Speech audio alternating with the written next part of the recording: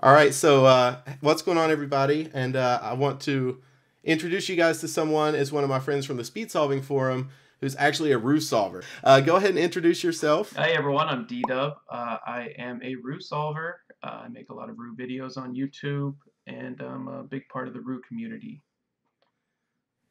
All right, so like I said, me, like a lot of my viewers and a lot of speed solvers in general, once you come to the community and you want to get faster at 3x3, everybody learns CFOP. So starting from that, how would you explain Roux to somebody who is just using CFOP or beginner's method? What are the big differences and stuff like that? The big difference between Roux and CFOP is CFOP kind of starts with a cross, and then you build your way up to the top. With Roux, you're building blocks. Let's just go through the steps real fast of Roux as All opposed right, to CFOP. Okay. perfect. So Roux, you'll start off by building a 3x2x1 block on the left side. Now notice that the edge on the bottom doesn't necessarily have to match the center that it's connected to. So in my example saw video, it's white on the bottom, and it's not connected to the white center, or it doesn't have to be. It can, what's a 1 out of 4 chance, but it doesn't really matter. It's just kind of this floating chunk of block. And the next step is you'll do the same thing on the other side. You'll do a 3x2x1 block on the other side, again, not caring. You just want it to match up symmetrically with the block on the left side. And then... I was like, so there's a lot more freedom. Yeah, there's a lot more freedom, and there's a lot less moving pieces that you've already solved. The move becomes more and more restricted as you go. By the time you get to the second block, you are down to just doing M moves, R moves, and U moves, or some kind of combination of those, which basically means that you're not going to mess up your first block. It's a really intuitive method because you're not doing anything to mess up your first block while you're doing your second block. So, that makes sense. It's pretty interesting that way. Once you're done with the second block, you're then going to solve the 4 corners, and this is called Cmll, as opposed to OLL, PLL with CFOP. Cmll, you only care about orienting and permuting the corners. You don't care about the edges at all. You're ignoring the edges. You're doing the most efficient algorithm you can to get the corner solved. All right, so where do we go after CMLL? CMLL, you go on to last 6 edges. With the last 6 edges, you're only doing M moves and U moves to solve the rest of the cube. And as long as you do M moves and U moves, you'll never mess up what you've already accomplished. You won't mess up the corners or any of the blocks.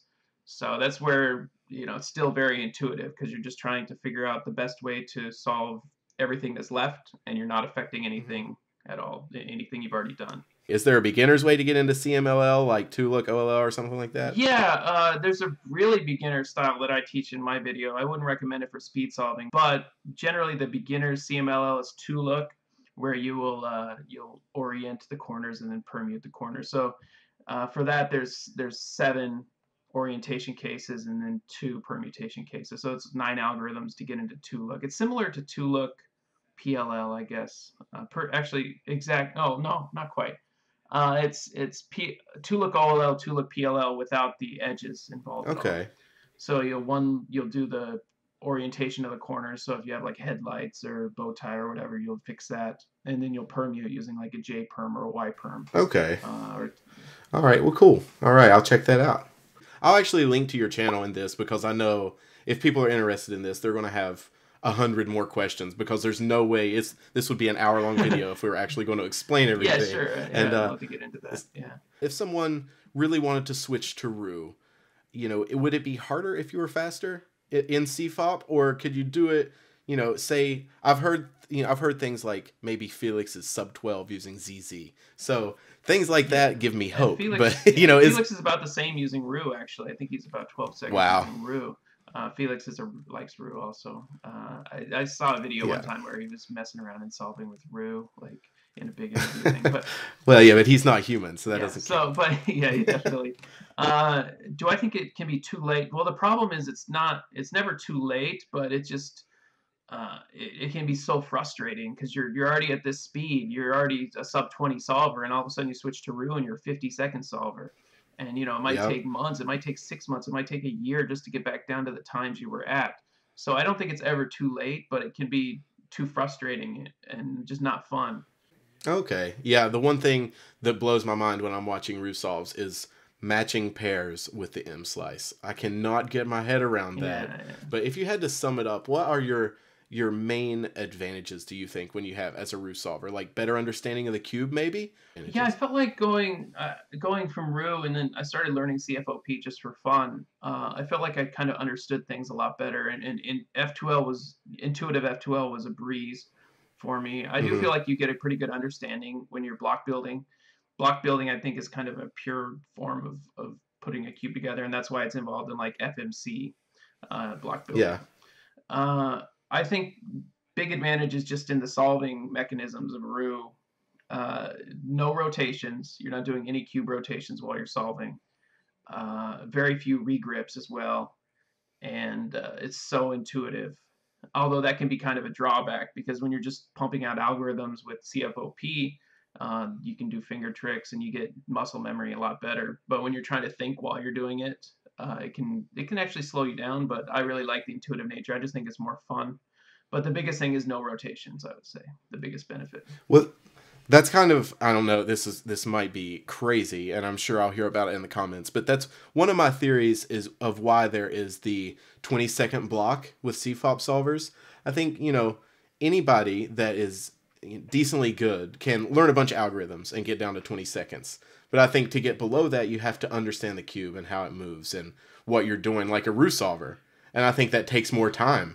Yeah, if you look at people who are pretty good at solving with CFOP and like sub 15, sub 10, they usually know a lot of things. They'll influence edges with their, Mm-hmm. and they'll figure stuff out. They'll plan because they understand the cube really well. Yeah. All right. Well, I really appreciate everything that you've told me here. I feel like I've learned a lot, and I'll probably, don't hold me to this, but since this video and since this conversation, you've kind of inspired me to learn, not for a speed method, but I will have a Roux example solve out for you within the next couple months. All right. All right. Yeah, that'd be cool. I'll check it out, and I'll. Actually, we should do the same scramble, and we should both do walkthrough solves of the same scramble. I think I could put up with the humiliation. That's fine. But as you can see, guys, he destroyed me in the times here. So Roux, definitely a viable method. Definitely something you should check out. And, even if you don't plan on switching, just check it out. It's always interesting to know other methods. But thanks again to DeeDubb for coming on my channel and explaining Roux to somebody who knows nothing about it. So thanks again, man. Yeah, man, I'm really proud of your channel. You've been growing really fast. I saw you at the very beginning and gave you some pointers, but you've been doing your own thing and been doing great. So I hope it keeps growing. Good luck. Oh yeah, I remember that. You actually did on the forum as soon as I posted. You were like, very constructive criticism. So thanks again. But yeah. All right, well, I appreciate it again, and yeah, thanks. I'll talk to you soon. All right, guys. Well, I really hope you enjoyed that. Go check out the Roux Facebook page. I'll link it in the description if you want to learn some more about Roux. And if you're starting as a beginner and want to get really in-depth, definitely check out DeeDubb's YouTube channel. He's a great teacher and a great guy. So like I said, I really hope you all enjoyed this. Give it a thumbs up if you did. And as always, you'll hear from me really soon. Talk to you later, guys. Bye.